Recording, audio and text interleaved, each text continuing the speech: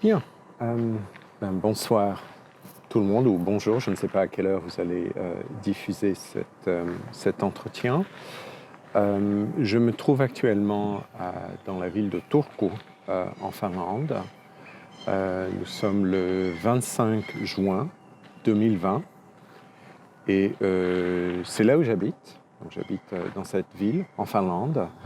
Mais pour ceux qui ne me connaissent pas, donc, je suis professeur en éducation multiculturelle à l'université de Helsinki, donc la capitale de la Finlande. Et je travaille là depuis 10 ans. J'ai longtemps travaillé dans la ville de Turku, où j'habite, qui était en fait la capitale de la Finlande avant. Et donc, il y a une dizaine d'années, j'ai obtenu un poste à Helsinki, dans ce qu'on appelle maintenant la faculté des sciences de l'éducation. À l'époque, c'était la faculté des sciences comportementales, mais ils ont changé entre-temps. Et donc, je travaille sur... alors, mon poste est en multiculturel, éducation multiculturelle, mais je travaille sur l'interculturel. On reparlera de ça tout à l'heure. Et donc, nous travaillons beaucoup dans la formation des enseignants aussi. Alors, en plus de ce que je fais en Finlande, je passe chaque année la moitié de l'année, donc à peu près 6 mois, à Pékin et à Shanghai. Donc, à Pékin, je travaille à l'Université du Peuple, où j'ai un poste une chaire en fait en éducation. Et là, je travaille beaucoup sur l'internationalisation de l'éducation supérieure chinoise.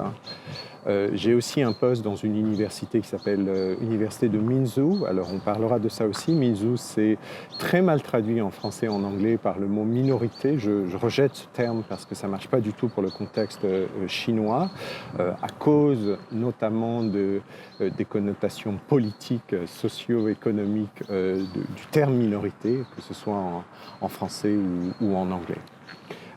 Et donc, c'est une expérience très, très intéressante de travailler là. Et enfin, eh bien, il y a 5 ans, nous avons ouvert un centre de recherche à Shanghai, à Sufei, donc l'une des universités les plus cotées de Shanghai. Donc, un centre entre l'université de Helsinki et donc cette université, un centre de recherche sur les études interculturelles. Alors, je travaille en recherche et en pratique sur l'interculturel depuis une vingtaine d'années. J'ai publié dans 5 langues. Alors, je publiais beaucoup plus avant en français, mais depuis quelques années, malheureusement, je publie plus du tout. Enfin, là, j'ai un article qui va sortir, mais je n'ai pas beaucoup publié, mais beaucoup en anglais. Et récemment, mon premier livre vient de sortir en chinois. Je sors un deuxième livre à l'automne sur l'interculturel. Le premier livre était sur l'éducation finlandaise, où j'ai essayé de détruire un peu les mythes de l'éducation finlandaise que l'on trouve parfois en Chine. Enfin voilà, donc j'ai publié à peu près 150 articles et 70 ouvrages dans toutes ces langues. J'ai été formé, alors j'ai plein de choses différentes derrière moi. Tout d'abord, la linguistique, qui pour moi était très importante, notamment une ouverture vers la pragmatique et les analyses de discours. Aussi, la sociologie, l'anthropologie et la psychologie sociale ont été très importantes pour moi. J'ai un poste notamment en Finlande, dans une autre université, en sociologie du multiculturalisme.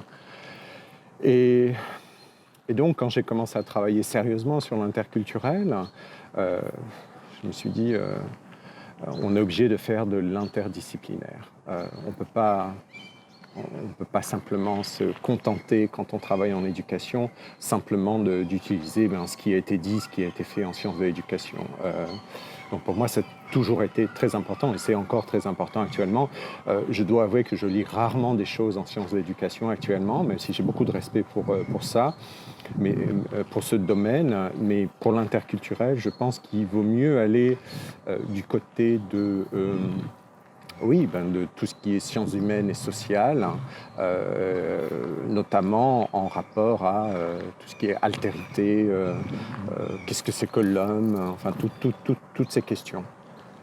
Alors, je suis assez connu pour ne jamais être content de ce que l'on fait, ce que l'on dit dans l'interculturel. Je pense que c'est enfin pour moi, ça a toujours été un effort conscient de ne pas être satisfait de ce que l'on dit, de ce que l'on écrit, de ce que l'on trouve, de ce que l'on enseigne dans l'interculturel, parce que je pense que eh bien, c'est un travail à vie et on ne peut pas trouver de solution pour tous les problèmes ou toutes les questions que l'on se pose. Vous verrez d'ailleurs que je fais pas mal de recherches avec mes doctorants, avec mes collègues professeurs en Chine, en Finlande, aux États-Unis, dans beaucoup de pays. Mais en tant qu'auteur moi-même, je réfléchis beaucoup actuellement. Je pose beaucoup de questions, mais j'essaie d'apporter des réponses, mais je sais que mes réponses, de toute façon, sont biaisées et temporaires. Parce qu'évidemment, il faut avancer en permanence. On ne peut pas simplement se contenter des mêmes idées pendant une vingtaine d'années. Donc il faut avancer. Ça, je pense que c'est quelque chose qu'il faut qu'on apprenne. Donc en fait, je suis ravi, bien sûr, j'ai oublié de le dire, mais c'est parce que je suis un peu dans un environnement bizarre. J'espère que le fait que je tourne ne vous donne pas trop le tournis. Je suis ravi d'avoir été invité pour l'ouverture de cette chaire qui, à mon avis, est très importante. Bon, je vais y revenir pendant l'entretien. Donc les organisateurs m'ont donné un certain nombre de questions auxquelles je vais essayer de répondre. Mais pour moi, c'est un honneur et je suis vraiment très, très content et enthousiaste parce que j'ai beaucoup de respect pour le travail qui a été fait à Novatrice et je sais qu'à l'avenir, ce sera encore meilleur. Alors, la première question que l'on m'a posée, c'est où j'en suis par rapport à l'interculturel maintenant. Alors, je vais parler un petit peu généralement par rapport à mes expériences en Chine depuis les 6 dernières années, où je passe la moitié de l'année à chaque fois en Chine, sauf maintenant parce que je suis bloqué en Finlande, un peu comme tout le monde ne pouvant pas bouger. Alors, la première remarque par rapport à l'interculturel, c'est que ces années en Chine ont vraiment montré que peut-être on s'est trompé avec l'interculturel. Alors, ça va paraître négatif. Je vais dire, Derwin, il commence bien, il dit que en fait, l'interculturel, on s'est trompé. Oui, on s'est trompé parce que, en fait, comme tout phénomène scientifique, eh bien, on a tendance à se positionner de façon idéologique. Il faut admettre quand même que l'interculturel, c'est très politique. C'est-à-dire qu'il y a des façons de parler de l'interculturel qui sont acceptables dans certaines parties du monde et qui sont comprises, et dans d'autres parties qui ne sont pas du tout acceptées. Alors, une chose dont je me souviens par rapport aux journées novatrices auxquelles j'avais assisté en 2018, j'espère que je ne me trompe pas, 2018 ou 2018, c'est ça, oui. Si je me trompe, vous m'excuserez, peut-être 2017, peu importe. C'est que pendant une intervention, j'avais parlé du racisme et j'avais parlé de racisme sans race. Et quelqu'un qui était assis dans la salle n'a pas apprécié parce que j'ai dit le mot race. Mais le point que je voulais faire à l'époque, c'était que, oui, on parle de racisme, mais on ne s'autorise pas à problématiser cette idée de race, qui est une construction sociale, etc. Je ne vais pas revenir sur tout ça. Et en fait, nous, ce qu'on a montré dans nos travaux sur l'interculturel, c'est que parce qu'on ne peut pas parler de race en Finlande ou en France, eh bien, on va souvent substituer par le mot culture. Et on va tomber en fait dans des phénomènes où eh bien, la culture devient une excuse pour certains commentaires racistes ou pour certaines idéologies racistes, parce qu'on ne parle pas de race, on ne parle pas de couleur de peau, et donc on va balancer le mot culture là. Donc c'est ça le premier point important, et mes années en Chine m'ont vraiment montré que moi aussi, bien sûr, hein, tout ce que j'ai pu écrire, tout ce que j'ai pu dire sur l'interculturel était lié à des idéologies, une sorte de mélange d'idéologies qui m'ont influencé à travers mes expériences éducatives, à travers mes croyances politiques, à travers mes expériences personnelles, à travers tout le brainwashing que j'ai pu recevoir par les médias, etc.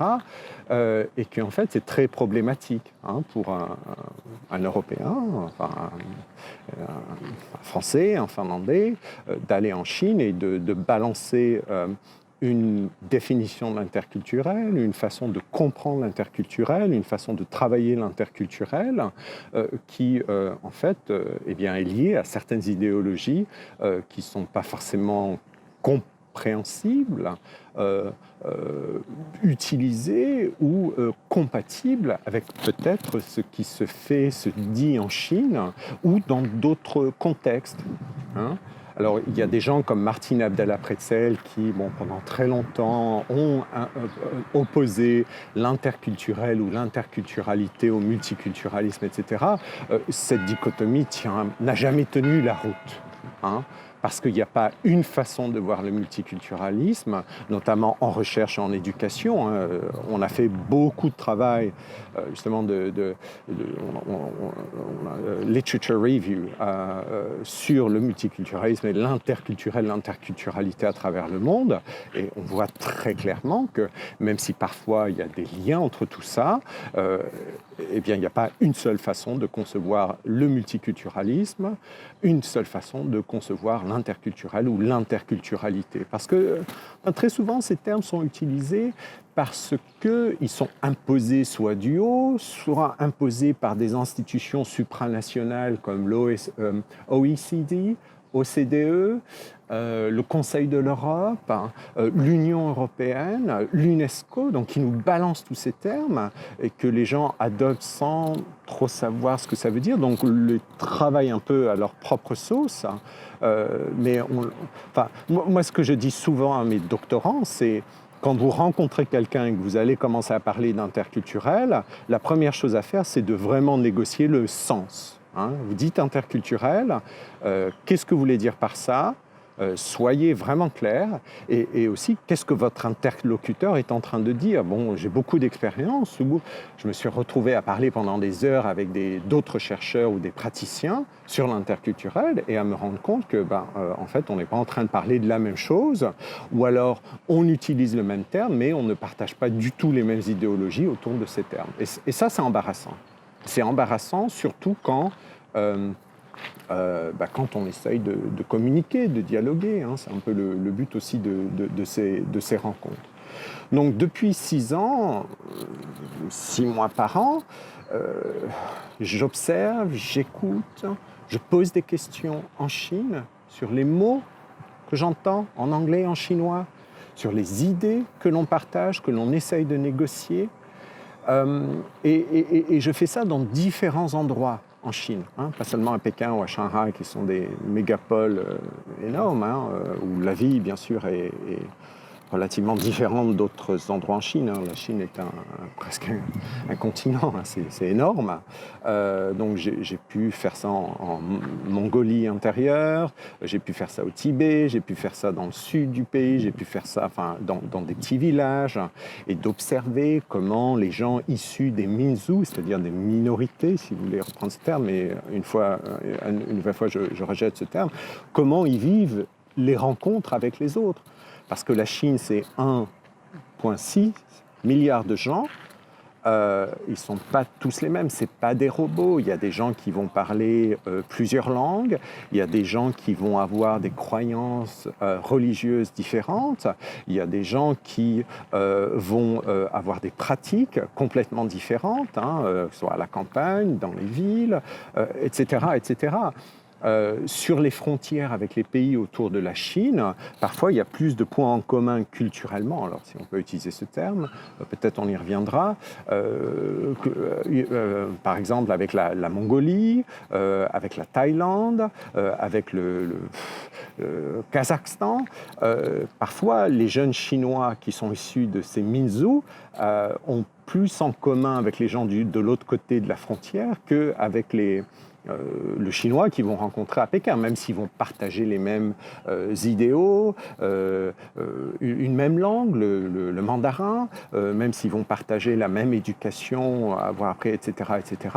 Mais parfois, parce qu'ils n'ont pas la première même langue, entre guillemets, que ce soit le kazakh ou le mongol, I don't know what that is in French, Mongolian. Mongolia. Donc, je ne sais pas, vous m'excuserez parce que en fait, j'ai jamais parlé de ça en français, donc je suis un peu obligé d'improviser. Et donc, autour de ce Minzu, moi, ce qui a été une révélation, c'est de passer du temps à l'université. Alors, en Chine, il y a des universités Minzu, c'est-à-dire que ce sont des universités où les Chinois qui font partie de ces 56 Minzu viennent étudier alors, des domaines complètement différents, l'éducation, les mathématiques, la médecine, les arts, etc., etc. Et ils vivent tous ensemble. C'est-à-dire qu'ils vivent dans des dortoirs où ils sont tous mélangés, avec des musulmans, avec des bouddhistes, avec des gens qui parlent 3 langues, avec des gens qui n'ont jamais quitté leur ville, avec des gens, enfin, etc., etc. Donc il y a un brassage vraiment interculturel qui est extraordinaire. Moi, ça m'a choqué parce que je ne savais même pas que ça existait. Donc, depuis 2 ans, à Minzu University of Beijing, so China Beijing, on collecte énormément de données auprès de... Donc, on fait des ethnographies, par exemple des dorms, des lieux où les étudiants habitent, des cafétérias, mais aussi on a des cours où on travaille avec les étudiants pour voir qu'est-ce que ça leur apporte, quels sont les problèmes qu'ils rencontrent, etc., etc. Donc là, c'est fascinant parce que c'est de l'interculturel. Mais alors, si vous parlez aux chercheurs chinois et vous dites « Ah, mais ça, c'est de l'interculturel », ils diront « Non, non, c'est pas de l'interculturel, c'est des minorités. En anglais, ils vont utiliser ce terme. Alors que c'est en fait de l'interculturel de l'intérieur. Et on voit évidemment des phénomènes très similaires de ce qui se passe dans l'interculturel canonique comme on le voit en Europe, mais aussi des choses un peu différentes. Alors, vous pouvez me poser des questions plus tard, je ne vais pas passer trop de temps là-dessus parce que le temps tourne. Mais moi, ce que je trouve intéressant, et c'est ce qu'on fait avec mon équipe donc, finlandaise et chinoise actuellement, c'est d'essayer de développer des modèles. Je dis le mot modèle parce que, comme vous savez, en interculturel, si vous voulez être un peu populaire ou si vous voulez avoir une influence, il faut créer un modèle. Les Byram, les Dierdorf, etc., c'est ce qu'ils ont fait, c'est ce qui a fait leur popularité. En plus du fait qu'ils soient natifs de l'anglais britannique et américain, ce qui leur donne beaucoup d'avantages pour être populaires. On reviendra à ça tout à l'heure. Nous, ce qu'on fait, c'est qu'on essaye de voir ce qu'on peut apprendre de cette expérience bien spécifique interculturelle qui pourrait être reproduite dans d'autres parts du monde. Je suis assez ignorant de ce qui se fait en Amérique du Sud, mais je peux imaginer qu'il y a ce type d'institution aussi, ou alors des contextes où ça se passe. Donc pour nous, c'est essayer de voir comment on pourrait transférer ces éléments que l'on obtient de Minzu vers l'Ouest, par exemple, parce que sur ces questions interculturelles, c'est surtout l'Ouest, en fait, qui impose ces idéologies. Alors je dis idéologie au pluriel.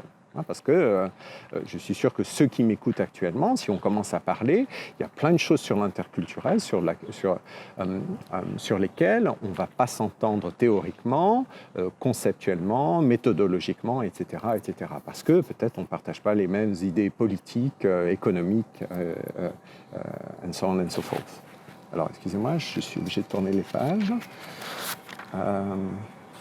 Alors, bon, c'est un peu gênant que je vous parle comme ça, il n'y a pas de public, donc je regarde des fleurs, etc. Mais j'espère que vous n'hésiterez pas à me poser des questions.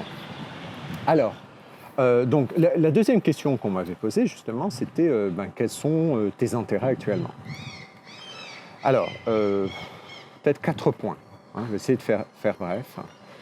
Quelque chose qui me fascine depuis mes séjours en Chine et la chaire que vous êtes en train de monter et liée aux travaux que vous avez eus chez Novatrice.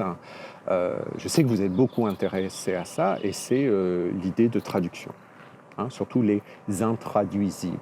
Vraiment, mes séjours en Chine, travailler avec des milliers d'étudiants, avec des centaines de collègues, me réconforte dans l'idée qu'on ne parle pas toujours de la même chose, même si on utilise un mot qu'on a traduit en anglais, qu'on a traduit en français, qu'on a traduit en chinois. Donc là, il faut faire, à mon avis, très attention.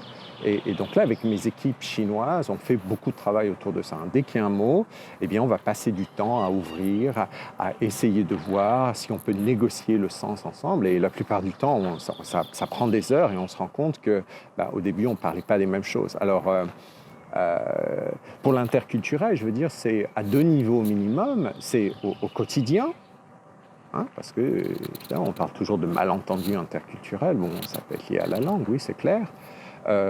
Mais aussi et surtout au niveau scientifique. Alors, je mentionne seulement 2 mots, mais j'ai rencontré des centaines de mots comme ça pour lesquels je pensais qu'on pensait la même chose, on disait la même chose, et en fait, c'est pas du tout le cas. Alors, parce que soit ils sont polysémiques dans l'autre langue, alors qu'ils étaient polysémiques dans nos langues, mais bon, on a perdu des sens, soit ils sont connotés différemment.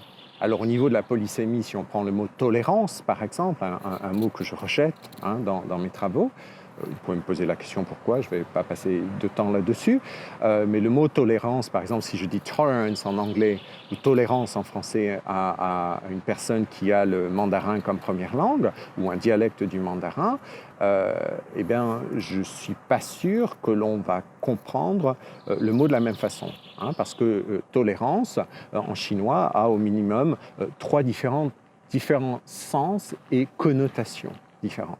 Donc, ça peut être dans le sens qu'on le voit nous, donc essayer de faire des efforts pour s'ouvrir à l'autre, blablabla, et accepter la différence, enfin tous ces discours qui me semblent complètement vides actuellement, parce que, comme on le verra tout à l'heure, ils ont été extrêmement politisés, utilisés en éducation, imposés par le haut, par des institutions comme le Conseil de l'Europe, etc., qui vraiment, vraiment, vraiment posent de gros problèmes actuellement. Donc, tolérance.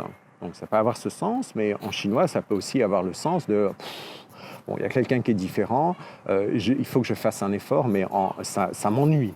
J'ai vraiment pas envie de perdre trop de temps pour ça. Et un troisième sens, bon, on passe pas trop de temps là-dessus.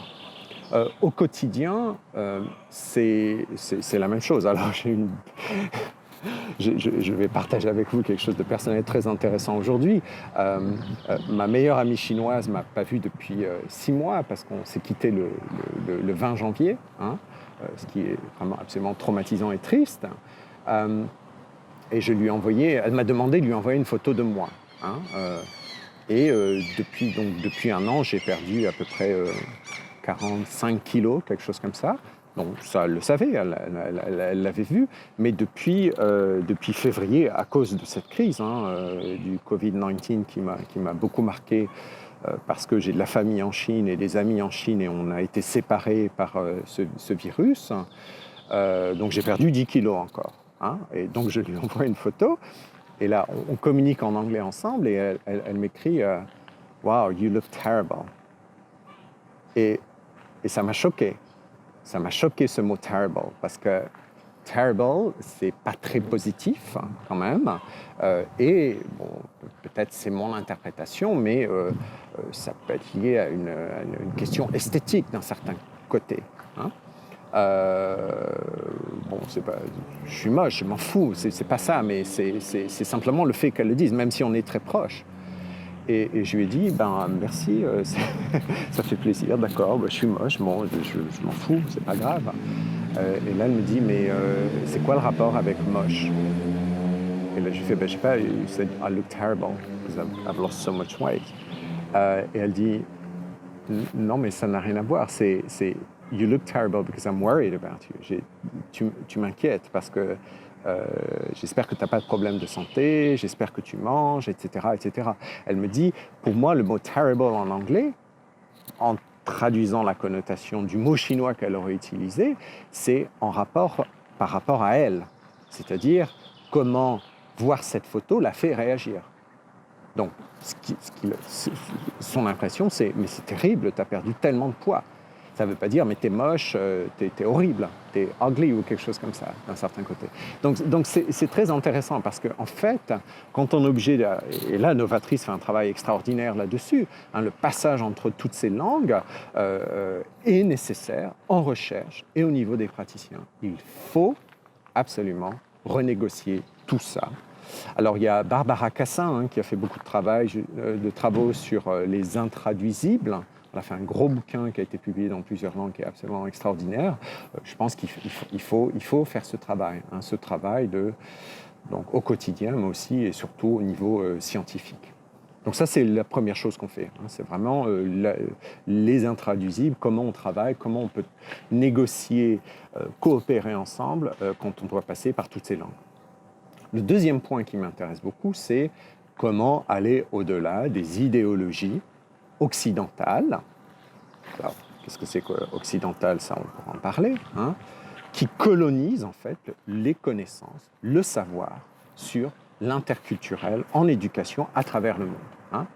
Alors, en Chine, ça m'effraie parce que tous les spécialistes de l'interculturel n'utilisent que des idéologies issues de la recherche publiées en anglais et qui correspondent en fait à des pensées politiques ou des approches politiques néolibérales qui sont très souvent en contradiction avec les idéologies officielles chinoises, hein, comme partout, hein, il y a des idéologies. Le Parti communiste chinois, c'est un peu comme notre Union européenne. Parfois, je vais me faire tuer en disant ça, mais vous voyez ce que je veux dire. On pousse certaines idéologies à notre visage.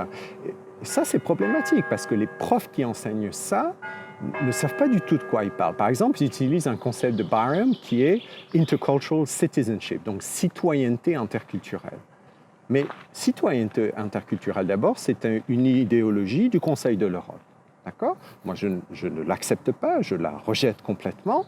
Certains l'acceptent, c'est leur problème. Hein. Enfin, je veux dire, c'est pas un problème. Enfin, je veux dire, on peut tous le faire. Mais en Chine, qu'est-ce que ça veut dire citoyenneté interculturelle? Ça n'a aucun sens, absolument aucun sens dans ce contexte. Donc ça, c'est un problème. C'est vraiment un problème parce qu'actuellement, on a 3 grandes institutions, l'OCDE à Paris, le Conseil de l'Europe à Strasbourg, intéressant parce qu'ils sont tous... Et puis l'UNESCO à Paris, ils sont tous fondés à Paris, basés à Paris, ce qui est un peu choquant d'un certain côté, qui sont en train de nous balancer des modèles d'interculturel ou de compétences globales que l'on devrait appliquer à travers le monde. Moi, je dis non.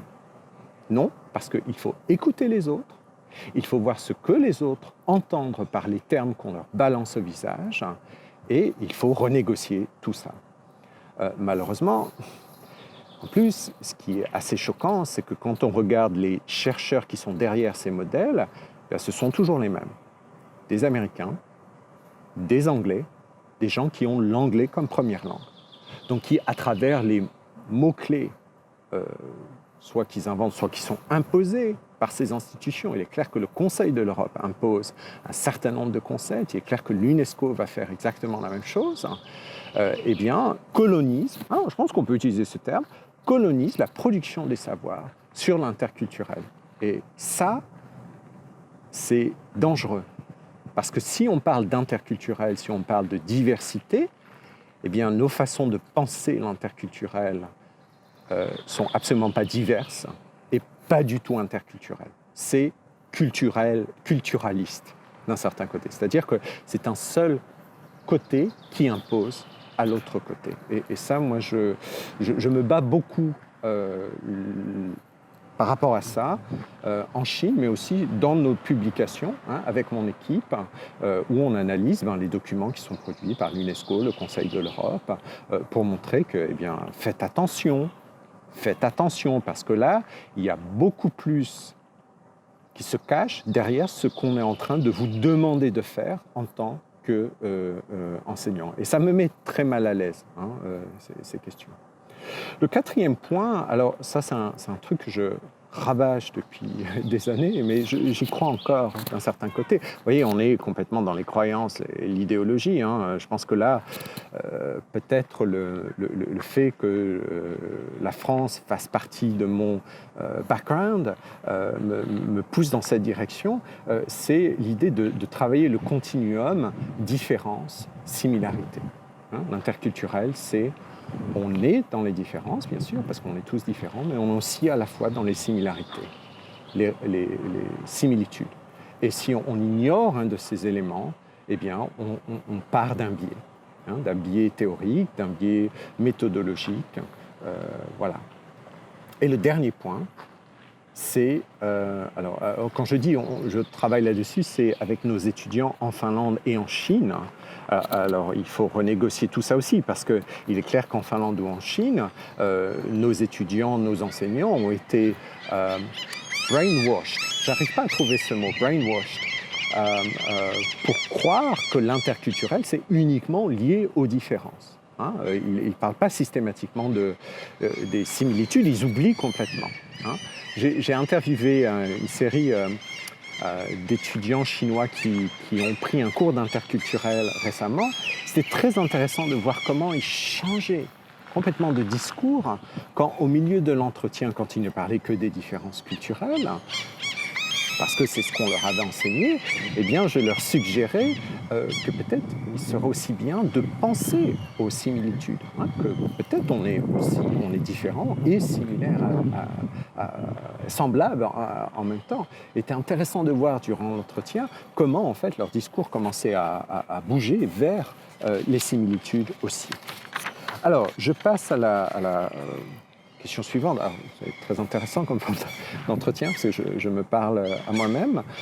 Mais bon, j'ai beaucoup travaillé sur les identités. Vous savez que pour moi, l'identité, c'est le concept central. C'est pas culture, mais c'est identité pour l'interculturel.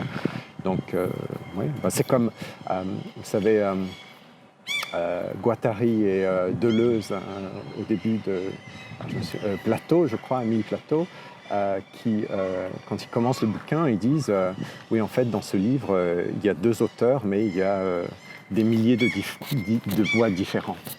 Donc voilà, donc c'est ça l'identité, en fait. Je suis là, c'est moi qui parle, mais je suis en train de remplir beaucoup de rôles, notamment celui de l'intervieweur et de l'interviewé.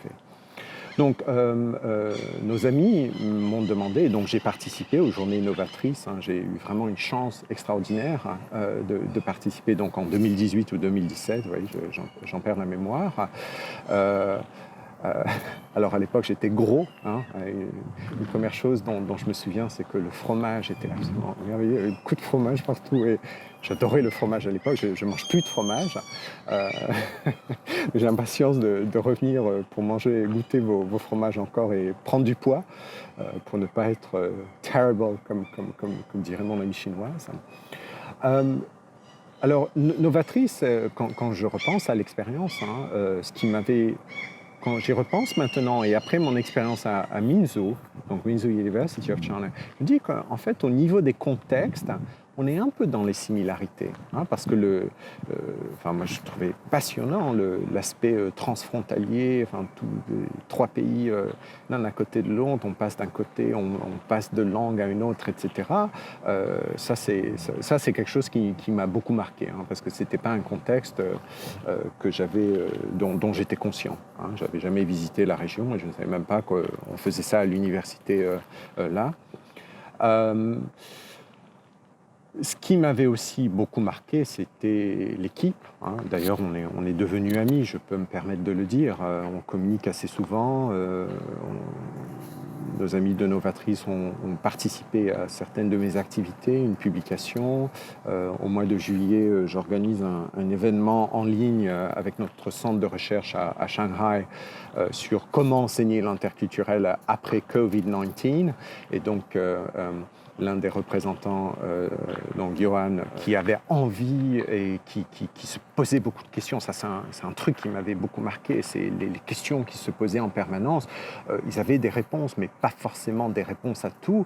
Ils étaient curieux et il y avait des dialogues, des discours qui m'ont vraiment beaucoup marqué. Et dès le début, je me suis senti très à l'aise dans cet environnement, à nouveau un peu comme à Minzu. On est dans la diversité, bon, j'utilise ce mot qui est un peu vide, mais les langues, on est dans différentes langues et on est avec des personnes qui en fait font l'expérience de la pluralité et qui s'interrogent beaucoup là-dessus et de façon très très intéressante, je dois dire. Et pendant les sessions, j'ai été vraiment très très très agréablement surpris de la diversité des richesses, des pratiques et surtout le respect. Ça, pour moi, c'était, je me souviens de ces journées comme quelque chose de très important. Parfois, je vais à des colloques sur l'interculturel où entre chercheurs, on sent un peu d'animosité. Parce que c'est un peu comme du marketing. Vous savez, quand on va à un colloque, c'est qui est le plus célèbre, qui dira quelque chose de plus critique, blablabla. Bla, bla, bla. Mais dans cette situation, je me suis senti tellement à l'aise. Évidemment, il y a des choses que j'aimais pas, il y a des choses avec lesquelles j'étais complètement... j'étais pas d'accord, mais ça a mené à des dialogues qui, pour moi, ont été très importants et qui m'ont marqué après. J'ai retrouvé des petits dessins qui avaient été faits pendant nos interventions et la dame avait croqué, pardon, je me souviens plus si c'était une dame ou un homme avait croqué. Alors, j'étais gros, donc si vous voyez ces dessins, vous me reconnaîtrez plus. Mais je me souviens qu'à la fin, grâce à ces dessins, quand on m'avait de commenter, j'avais dit mais en fait, l'interculturalité, c'est vous. Là, parce qu'on s'était posé la question, mais c'est quoi l'interculturalité? Et je me souviens avoir fait ça. Et ça m'avait, enfin pour moi, ça a eu beaucoup d'influence, surtout au niveau de l'attitude, c'est-à-dire écouter les autres. On n'est pas d'accord, c'est pas un problème. On peut essayer d'avancer ensemble. On n'est pas obligé d'être d'accord, mais c'est pas la peine de sauter à la gorge de l'autre ou alors disant non mais t'as tort parce que t'es un culturaliste, un machin, etc. Donc pour moi, ça a vraiment été une bonne, vraiment une très bonne expérience. Je garde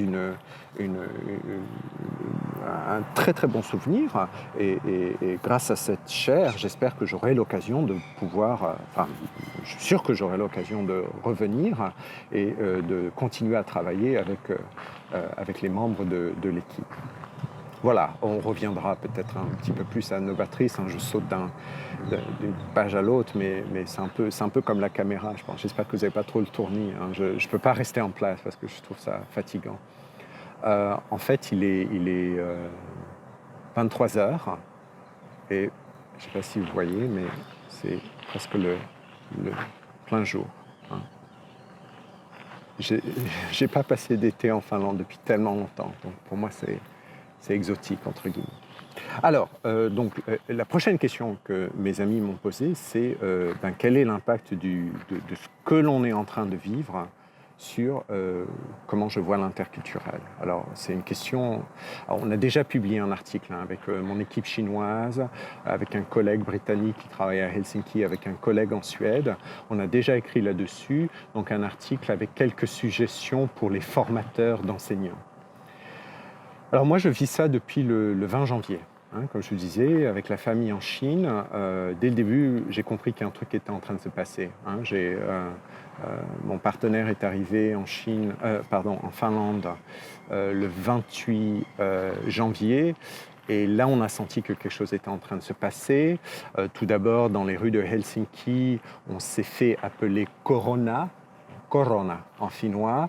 Les gens se déplaçaient dès qu'ils nous voyaient entrer quelque part. Donc moi, je me suis dit, je ne sais pas ce qui est en train de se passer, mais c'est intéressant d'un certain côté. Et donc depuis, je suis extrêmement traumatisé par plusieurs choses. Ce virus complètement irrationnel que l'on essaye de traiter de façon rationnelle, c'est une des graves erreurs que l'on a faites au niveau politique, je pense. Donc c'est de la souffrance. C'est de la souffrance pour moi, c'est de la souffrance pour tout le monde. Ah, il y a des oiseaux. J'espère que je ne vais pas me faire attaquer. C'est la saison des bébés oiseaux. Non, c'est bon, ils sont partis. Donc, ce virus est une horreur. On est tous d'accord. Mais ce que ce virus a permis de faire par rapport à l'interculturel, moi je pense, c'est de nous montrer ce que l'on savait déjà. C'est-à-dire que les idéologies autour de l'interculturel ne sont que des idéologies. Et que l'interculturel, eh bien, c'est peut-être pas le culturel, c'est peut-être pas la différence, mais c'est peut-être le politique et l'économique qui gouvernent d'un certain côté nos façons de penser l'interculturel. Donc depuis que l'interculturel a été problématisé, ça a été le terme de culture, donc qui nous traumatise depuis disons, le XVIIIe siècle, qui est beaucoup critiqué actuellement. J'avoue qu'à travers le monde, je pense que beaucoup de chercheurs ont compris qu'on ne peut plus se satisfaire simplement de ce concept qui se je vais dire un gros mot, mais qui se casse la gueule actuellement. On peut plus vraiment faire ça. Donc il y a culture, il y a aussi tolérance, il y a démocratie, il y a tous ces mots que l'on balance, surtout à partir de l'Europe et des États-Unis, en disant l'interculturel, c'est ça, c'est le respect des droits de l'homme, c'est la démocratie, c'est la culture, la différence culturelle, c'est la tolérance, le respect, etc., etc. Alors il faut s'interroger sur les significations de tout ça. Je ne suis pas... Moi, je cherche même plus à les définir parce qu'ils sont définis un peu n'importe comment, enfin, pas n'importe comment, mais de façon tellement différente qu'on s'y perd. Et ce que le Covid, d'un certain côté, m'a fait réaliser, peut-être je savais déjà avant, c'est que, vu ce qui s'est passé, vu comment la plupart des pays se sont complètement plantés en faisant des erreurs, mais atroces, en abandonnant les gens, en essayant de les aider, bien sûr, mais l'argent avant tout. On a vu ça en Finlande, on a vu ça en France, on a vu ça en Chine, on a vu ça absolument aux États-Unis. Comment l'argent et la politique, en fait, nous donnent des idées préconçues sur ce que nous sommes et sur l'autre, d'un certain côté. Ce qui était intéressant, par contre, c'est que cette crise a montré que, oui, on est différents, mais on est très similaires. Alors, par exemple, l'idée d'acheter du papier toilette, pourquoi tout le monde a acheté du papier toilette ? L'histoire du masque, mais le masque qui a été politisé à mort. En Finlande, il n'y a pas de masque. Donc en fait, le gouvernement dit non, mais dans notre culture, on ne porte pas de masque, on a confiance aux autres, etc. Oui, mais on ne peut pas trouver de masque. Bon, maintenant, on peut en trouver 50 € pour 50, donc c'est 1 € par masque, qui est vraiment super cher. En Chine, le même paquet, d'ailleurs ils viennent de Chine, ça va être 5 €, quoi. Enfin, bon, bref.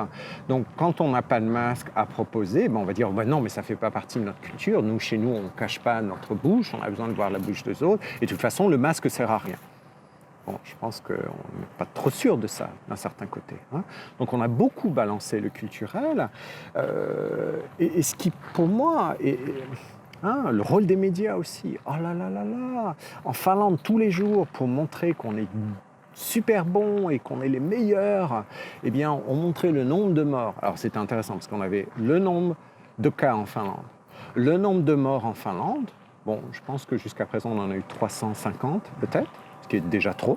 Je suis désolé, quand j'entends certains Finlandais dire on a eu seulement... je pense que ce n'est pas très sympa pour ceux qui sont morts, parce que je pense qu'on aurait pu éviter ça aussi.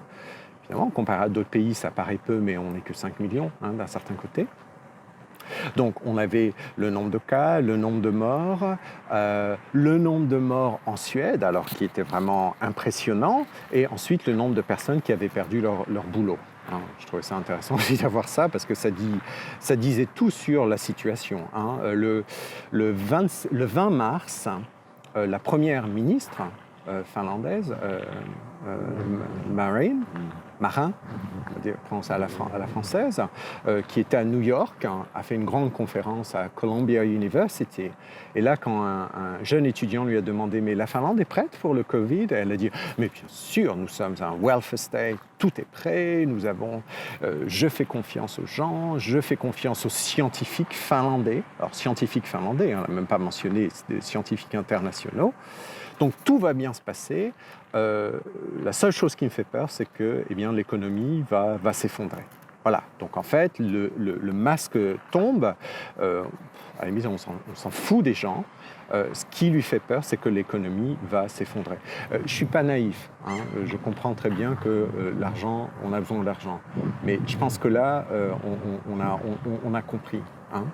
Et donc, ça crée, par exemple, au niveau de la Finlande, une construction encore plus amplifiée des mythes sur la Finlande, comme un pays efficace, un pays, etc. Il y avait un article, mais complètement ridicule, dans le New York Times, début avril, qui disait « Mais regardez, la Finlande est prête, ils ont des masques et tout. » 2 semaines après, on sait qu'on n'a pas assez de masques pour les infirmiers, les docteurs, etc. Donc, on investit des millions d'euros à commander des masques de la Chine. Et là, on se rend compte que les masques sont de très mauvaise qualité, qu'on ne peut pas les utiliser. Mais ce qu'on remarque surtout, c'est que la personne au gouvernement qui était responsable pour commander les masques était passée par un criminel finlandais, donc un mec qui a fait des trucs pas très... un peu dodgy, comme on dit en anglais, et une Finlandaise en Estonie qui travaillait avec la mafia russe ou je ne sais pas quoi. Donc bon, alors le responsable a été viré, mais c'est ce même responsable qui, dans le New York Times, disait « Oh, we are so ready, we are the best in the world, bla bla bla ».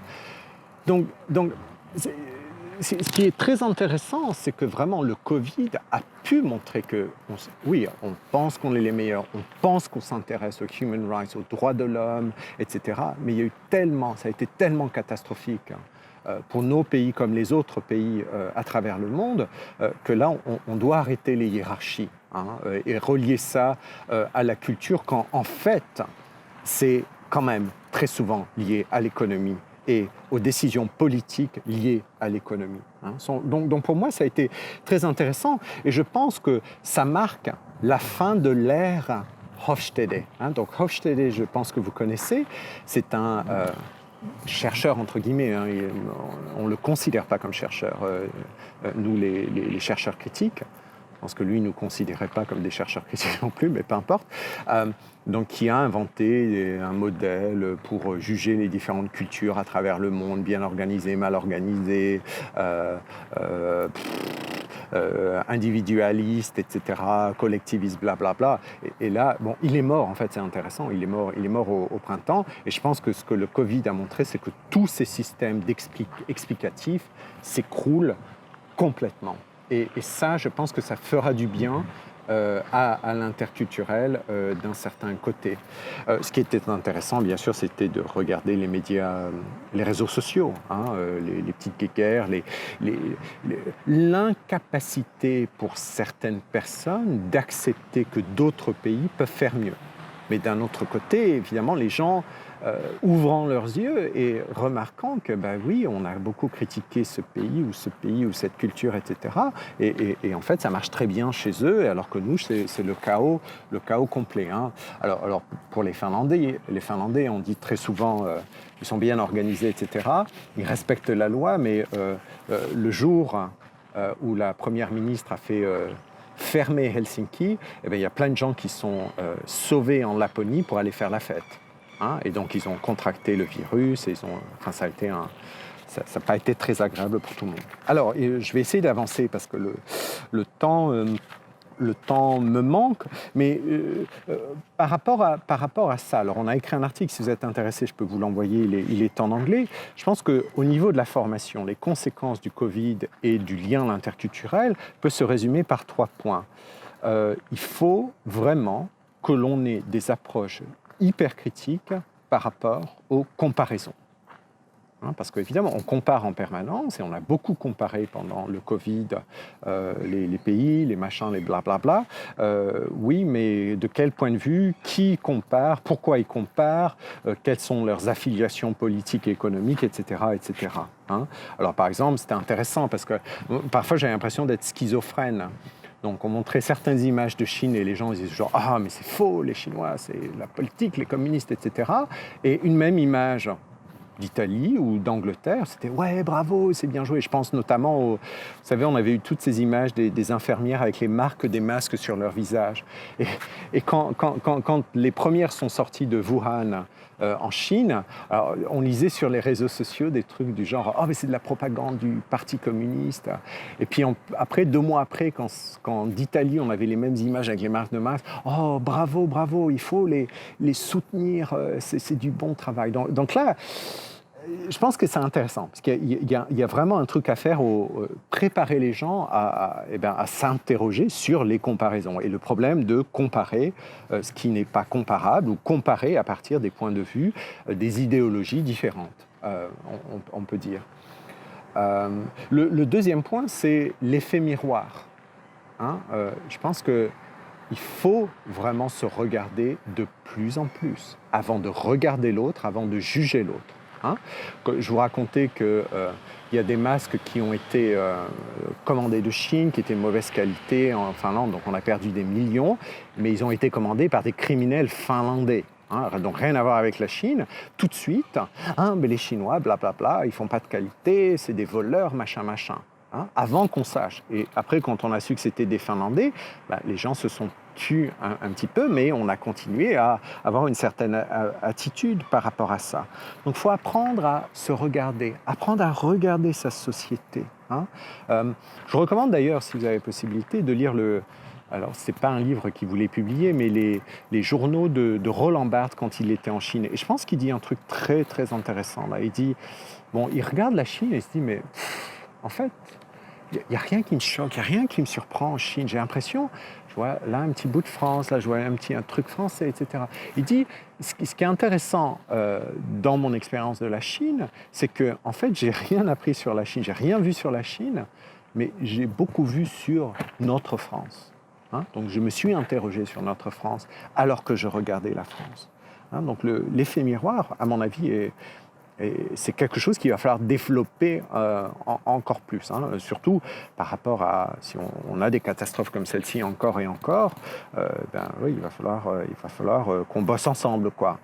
Et les comparaisons, évidemment, elles sont humaines, mais il y a un moment, il faut arrêter, parce que ça mène à nulle part, et le sentiment d'être le meilleur n'est pas toujours un bon sentiment d'un certain côté.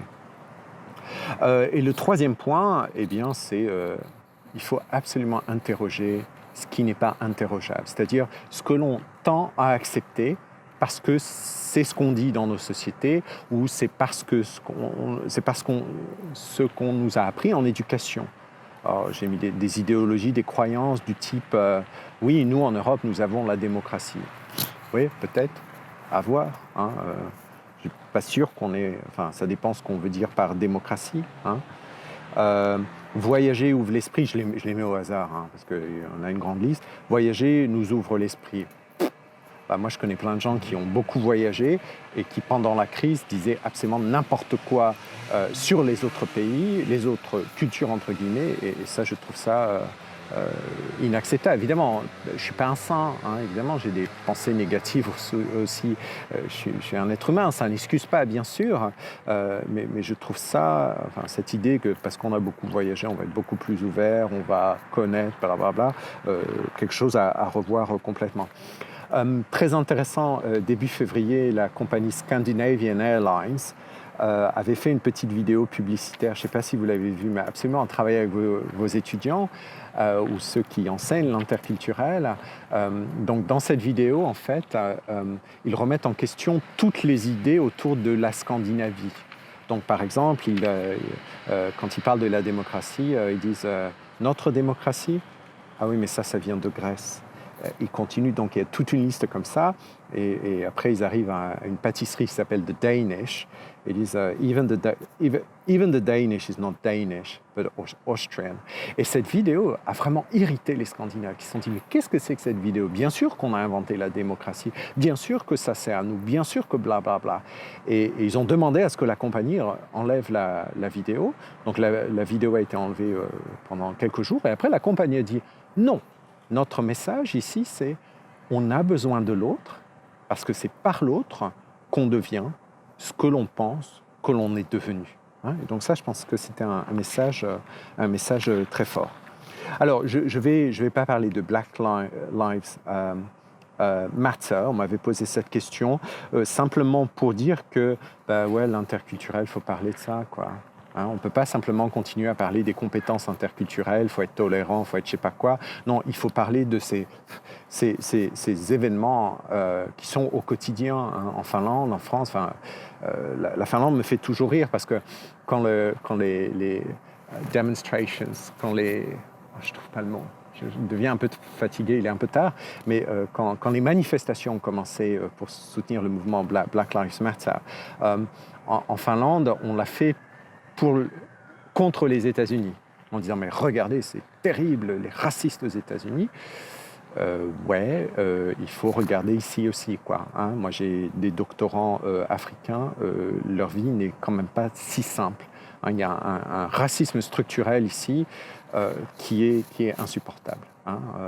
C'est pas toujours lié d'ailleurs à la couleur de la peau. Je pense que les Russes, les Estoniens aussi s'en prennent plein le visage aussi. Donc, par rapport à notre recherche, c'est aussi important. C'est-à-dire qu'il faut mettre ces points sur la table. Et aussi, alors, je pense que certains vont être en désaccord avec moi, lié à l'idéologie française par rapport à ces questions de couleur de peau, mais il faut aussi donner la parole aux autres. La plupart des spécialistes d'interculturel sont comme moi, blancs. Désolé, je mentionne une couleur, etc., etc. Et ça, on ne peut plus continuer ça. On ne peut plus faire de l'interculturel en s'écoutant nous-mêmes. Il faut absolument donner la parole à l'autre, il faut se taire parfois. J'ai une collègue comme ça qui a fait des vidéos pendant le lockdown en Angleterre. Elle travaille sur interculturalité et internationalisation de l'éducation. Et elle a interviewé des chercheurs célèbres sur machin, etc. Et il a fallu attendre la vidéo 19, c'est-à-dire 3 mois, pour qu'elle nous présente une chercheuse noire. Et c'est parce que je me suis plaint. Je lui ai dit, non mais il faut arrêter, t'es blanc là, ça paraît pas très sympa de dire ça. Mais vous voyez ce que je veux dire, c'est que c'est fatigant. Il y a des événements qui se passent autour de nous, il faut aussi les prendre en compte. Et sérieusement et à long terme, c'est-à-dire pas seulement pendant que ça se passe, mais aussi inclure systématiquement. Voilà, alors, par rapport à la chair, et je vais finir sur ça. Alors, c'est très very excited, si je disais ça en anglais, c'est super. À quoi servirait la chair? J'ai mis 4 mots. Recherche, recherche, recherche, recherche. Alors, évidemment, Novatrice a une base splendide au niveau des pratiques. Ça aussi, il faut continuer. Mais une chaire doit être, avant tout, une plateforme pour des recherches internationales. Alors, internationales, ça ne veut pas dire seulement européenne, comme on fait en Finlande, mais il faut sortir du continent européen. Il faut aller au-delà des 3 frontières que vous couvrez. Parce que c'est la seule façon de rendre la chair populaire, et populaire dans le sens popular, que les gens la connaissent à travers le monde. Et je pense que vous avez vraiment, connaissant votre contexte, connaissant les gens qui y travaillent, vous avez toutes les possibilités de devenir un centre majeur, international, sur ces questions d'interculturalité. Le deuxième point, c'est, alors l'interculturel, c'est une jungle, comme je l'ai dit. il va falloir trouver une identité bien spécifique. C'est-à-dire, qu'est-ce que vous apportez au niveau théorique? Qu'est-ce que vous apportez au niveau conceptuel? Qu'est-ce que vous apportez au niveau méthodologique? Qu'est-ce que vous apportez au niveau enseignement? Alors, vous avez déjà beaucoup de réponses par rapport à ça. Encore, vous avez fait un travail merveilleux jusqu'à présent, mais là, il va falloir être très agressif. Parce que c'est le monde entier qui est là et qui attend des modèles, qui attend des nouvelles idées, qui attend des pratiques qui pourront être négociées, discutées, mais aussi testées dans d'autres endroits à travers le monde.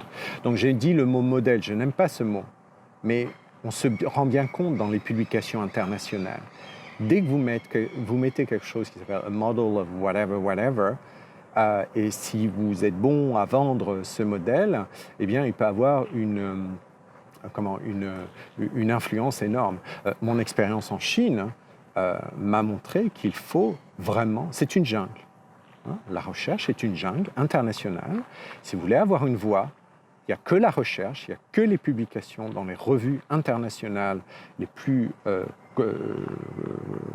cotées qui vous permettront de trouver cette voie. Et vous avez le potentiel, ça j'ai vraiment aucun problème. Nous avons monté nous-mêmes donc, ce centre de recherche à Shanghai, et ça s'est très bien passé. Ce sont des gens qui bossent énormément, on a beaucoup de publications.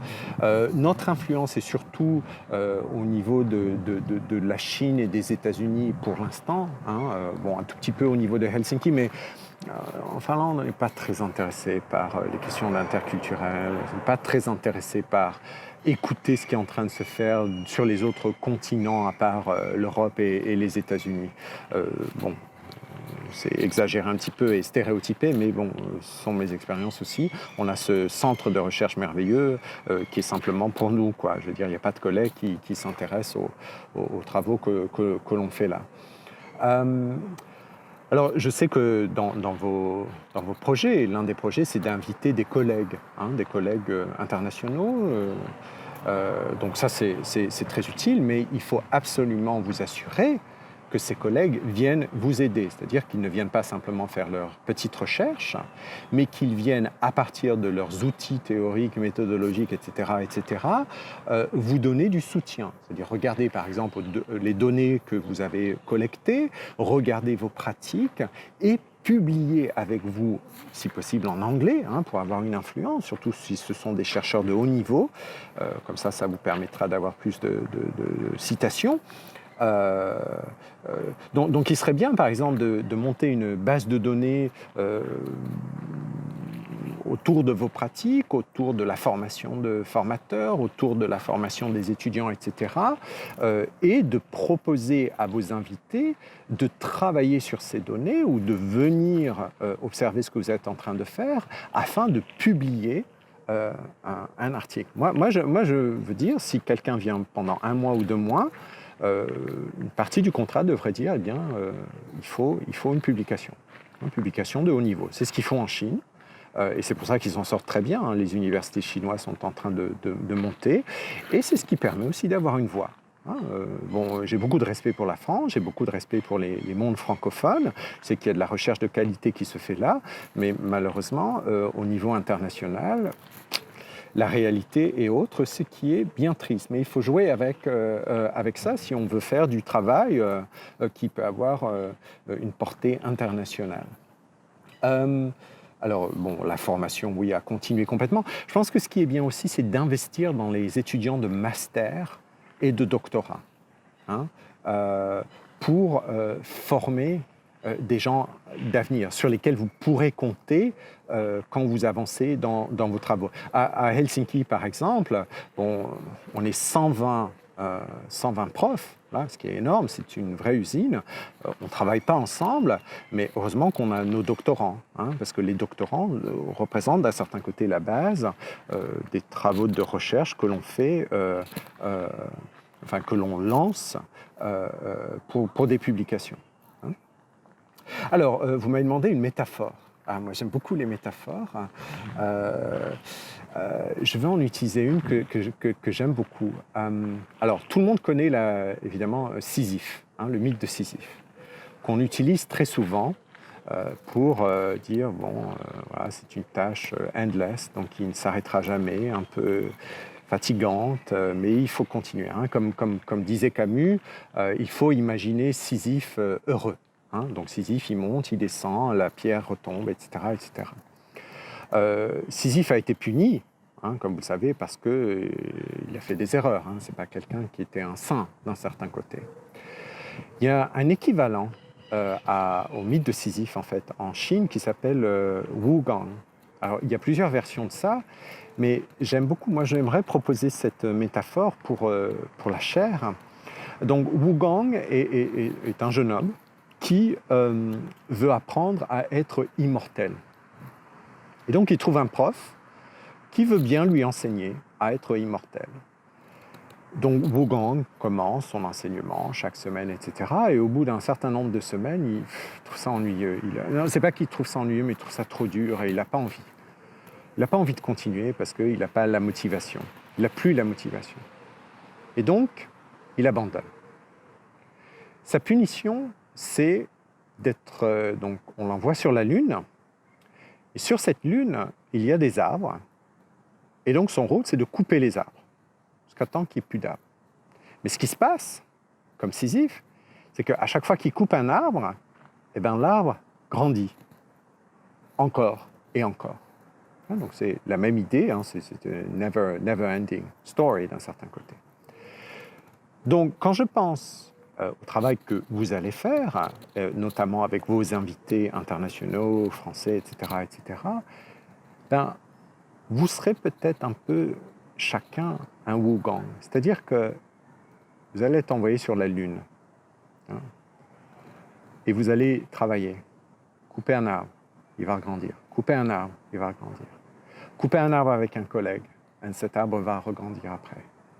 Eh bien, c'est la seule façon, je pense, de pouvoir progresser, d'avancer, avancer, avancer. Parce que l'interculturel, ça ne s'arrête jamais.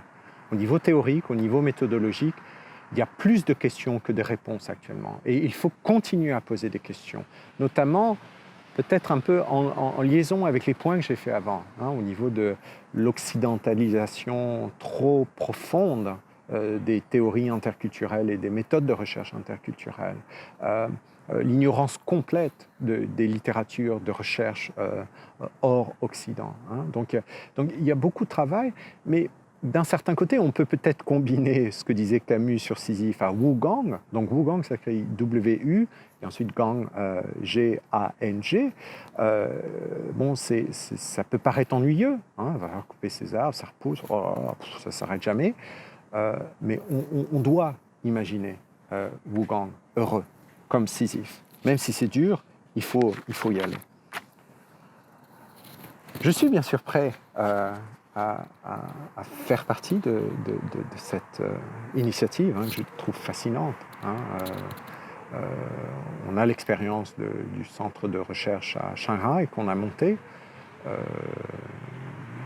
Donc moi, ce que je peux vous proposer, hein, c'est bien sûr de publier ensemble. Hein, ça, j'insiste absolument sur les publications.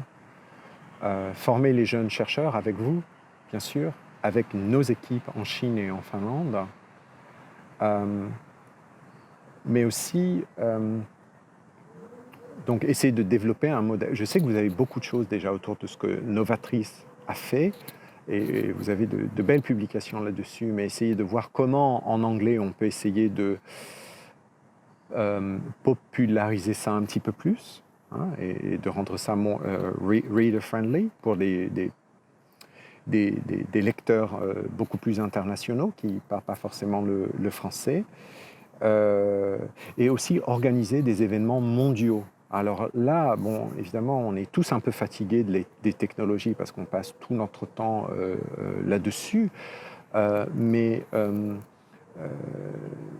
a quand même la chance de pouvoir essayer de dialoguer en ligne actuellement, et on montre que ça peut marcher. Hein. Depuis des mois, on a montré que ça peut marcher.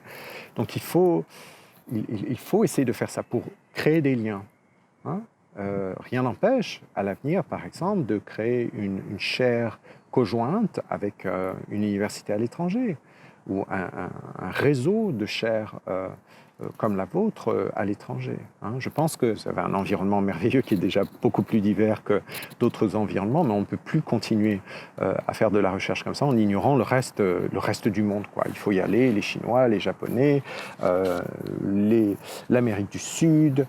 Il y a beaucoup de recherches là aussi sur interculturalidad, désolé pour l'espagnol, qui à mon avis est très important. Donc voilà, je suis désolé, j'ai passé un petit peu plus d'une heure. J'espère que ça faisait sens. Comme vous pouvez voir, je me pose encore beaucoup de questions par rapport à ce qu'on a vécu, par rapport à ce qu'on va vivre. Et je pense que c'est important. On va pas trouver de solution, on va pas trouver une idéologie soudaine qui va régler tous les problèmes. Mais je pense qu'il faut continuer à se poser des questions et à nouveau, c'est bien que la chaire soit créée en septembre ou en octobre, je crois. Bon, je ne sais pas quelle situation on aura avec le virus, mais j'espère bien que ça va marquer un nouveau début. Il faudra le faire vivre comme ça, c'est-à-dire pour votre université, pour la région, pour la France et l'Europe, mais aussi pour le reste du monde. Ça veut dire, malheureusement, il faut travailler beaucoup en anglais. Mais bon, vous parlez l'anglais, je le sais, et on perd souvent en utilisant l'anglais, mais ça permet quand même des négociations de sens et de méthodes et théories qui peuvent apporter de nouveaux points de vue. Voilà, je vous remercie. J'ai impatience de dialoguer avec vous. Donc si vous avez des questions, n'hésitez pas. On peut vous faire parvenir les publications. Je pense que d'ici le mois d'octobre, on aura d'autres publications sur interculturalité et le Covid-19. Mais si je résume ce que je dis, il y a 3 choses à retenir. Numéro 1, faites attention aux idéologies, c'est-à-dire que dès qu'on parle d'interculturel, on est dans l'idéologique. Ça, il faut le retenir, il faut donner des outils aux chercheurs, aux jeunes chercheurs, même aussi aux chercheurs confirmés qui ne sont pas souvent conscients de ça, et aux étudiants pour qu'ils puissent les identifier, savoir de quel côté politique, etc., l'influence du néolibéralisme sur toutes ces questions. Donc ça, c'est le premier point au niveau des idéologies sur l'interculturel. Numéro 2, le tout culturel. Moi, je confirme et signe, il faut mettre ça de côté et regarder plutôt les aspects politiques, économiques, sociaux. On parle beaucoup en recherche actuellement de l'intersectionnalité. Je pense que j'avais peut-être parlé un peu de ça quand j'étais chez vous. C'est-à-dire que ce n'est pas parce qu'on parle d'interculturel qu'il faut ignorer les questions de genre, les questions de classe sociale, les questions de etc., etc. Tout ça a une influence complète sur ce qui se passe dans l'interculturel. Et le troisième point, c'est, ouvrons les frontières. Je sais qu'elles sont fermées actuellement pour la plupart d'entre nous, mais ouvrons nos frontières intellectuelles pour qu'on ne se retrouve pas simplement sur des autoroutes européennes ou européennes et Amérique du Nord, mais pour que ce soit des autoroutes vraiment globales et internationales où on va aller voir ce qui se fait en Afrique, en Asie, en Amérique du Sud, pour enrichir notre façon de penser et pour rendre notre recherche interculturelle et diverse, et pas seulement européenne ou européenne-américaine. Voilà, c'est tout ce que j'avais à vous dire ce soir. Je vous remercie et puis au plaisir de dialoguer avec vous. Merci.